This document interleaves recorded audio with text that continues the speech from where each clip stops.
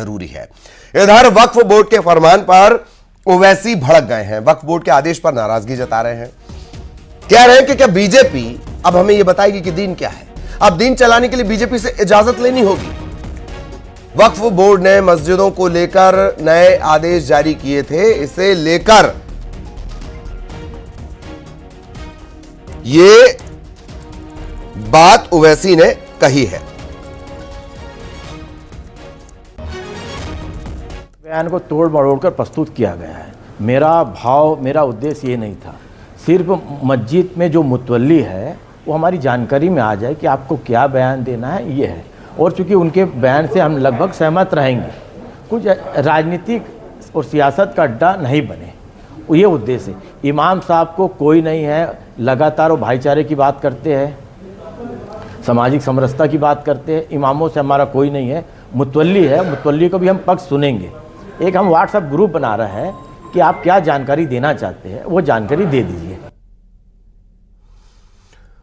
सहयोगी युगल हमारे साथ जुड़े हुए हैं, सीधा युगल के पास आपको लिए चलेंगे। युगल, कल एक तरह से अब सफाई भी आ गई, लेकिन सफाई में देरी हो गई। सर्दी जरूर है छत्तीसगढ़ में, पर इस मुद्दे ने सियासत को गर्म कर दिया है। ओवैसी ने आग में घी डालने का काम किया है। क्या कुछ अपडेट युगल? इसी के ट्वीट के बाद इस तरह से राजनीति है छत्तीसगढ़ में गरमाई हुई है। और ये है, उन्होंने कहा है कि मौलवी भाईचारा आपसी सौहार्द बनाने का काम करते हैं, तो इनके उसको लेकर के कहीं कुछ एतराज नहीं है।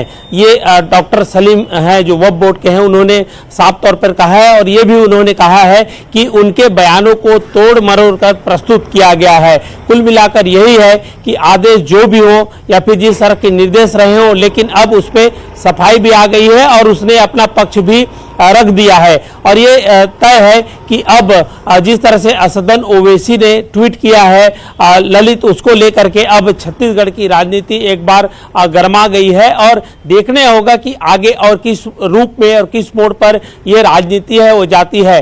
फिलहाल उन्होंने डॉक्टर सलीम राज है, उन्होंने ये भी कहा है कि एक व्हाट्सएप ग्रुप बनाने की बात थी, ताकि उसमें जो बयान देने हो, जो होना है उसकी जानकारी उनको मिल जाए। लेकिन उन्होंने ये भी कहा है कि ये राजनीति का अड्डा नहीं होना चाहिए, राजनीति किसी तरह की नहीं होनी चाहिए। मैं कुल मिलाकर रोकना चाह रहा हूं। अमित चिमनानी हमारे साथ जुड़े हुए हैं और अमित चिमनानी का हम एक रिएक्शन ले लें। अमित चिमनानी साहब, अब ओवैसी का भी बयान आ गया है कि बीजेपी बताएगी कि दीन कैसे चलाया जाता है। ओवैसी जी बताएंगे क्या कि भाजपा सरकार को क्या करना है? ओवैसी जी का काम केवल देश में भ्रमित जानकारियां फैलाना, गंदे बयान देना, हिंसा को भड़काने वाले बयानबाजी करना, वो और उनके भाई और उनका परिवार यही काम करता है।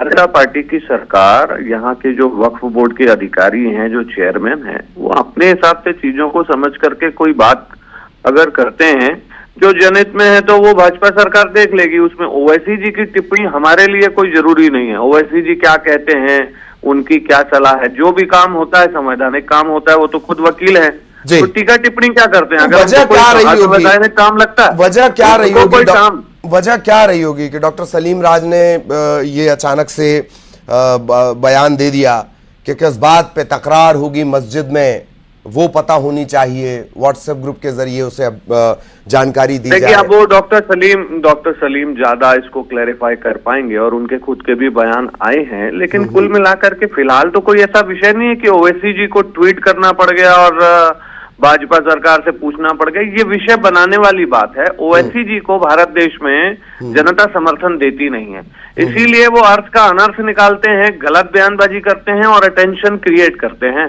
और ये अटेंशन उन्हें मिल भी गया। वो थोड़ी देर की मीडिया की गॉसिप में बने रहना चाहते हैं, इसके अलावा बाकी कोई बात नहीं। हालांकि चिमनानी साहब, फायदा आप ही को पहुंचता है। राजनीति के जानकार और आंकड़े, ये दोनों ही चीजें इस तरफ इशारा करते हैं। उनके बयानों का फायदा पहुंचता आपको ही है। अब देखिए, आप लोगों का आकलन है किससे किसको क्या फायदा पहुंचता है। हम लोगों को तो अपना काम करना है, राष्ट्र हित देखना है, देश का और देश के नागरिकों का हित देखना है, वो हम देख रहे हैं। जी जी।